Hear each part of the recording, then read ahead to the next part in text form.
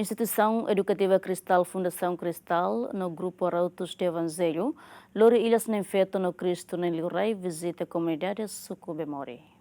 Família bota Instituição Educativa Cristal no Fundação Cristal, hamuto com o Grupo Arautos de Evangelho e a cidade de Dili continua Lori Ilhas na Enfeto Oratório Imaculado Coração de Maria, ou na Enfeto Maria Auxiliadora dos Cristãos, Nossa Senhora do Rosário de Fátima, Virgem Maria Peregrina Fatubesi no Cristo na Inhurai, sai-se comunidade paróquia Becora, onde continua a visita à comunidade Sucubemori, nebe pertence a paróquia Balidi. Presidente Executivo Fundação Cristal, Agostino dos Santos Gonçalves Hateten, papel no função Grupo Arautos de Evangelho Nian ba comunidade Sira, lori evangelização no mensagem Cristo Nian, onde a oração hamutu kosarani Sira. Arautos de Evangelho, pronto na fatem, atu alao, missão importante, né? Lori oração ba família, atu reza mutu, né? Nema que é importante, tamba apostolado oratório, e também a pessoa torne lá os partau e uma de mas bem a tu glória ba família ba escola sira organização o ene ba ia para ita aburas evangelização né para ita lá os diambe bukan essa serviço ocupado ba problema mundo nia bahaya ni det mas bem ita mostém que a nós ba maroma é madia não só do pão vive o homem mas também da palavra de Deus, né? Lá hoje dentro se pão em Tabelemores, mas bem o maroma nele foi Tabelemores.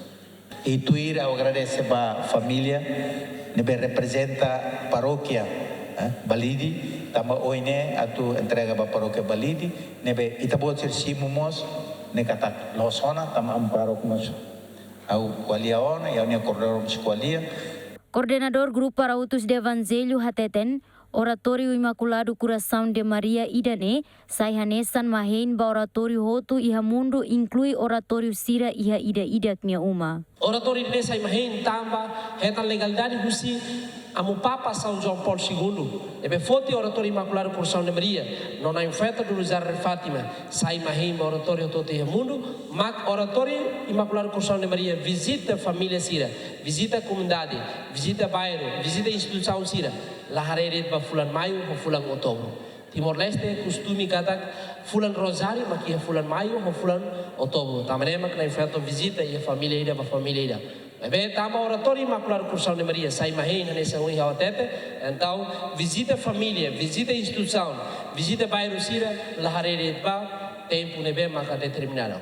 Também ita ide que ite uma reza kalam, reza loro, da der Bíblia kala e sempre reza na fatin e ite ni oratório. Também presença na infeta ni ide, lori duni graça wai nebe na sulin meita.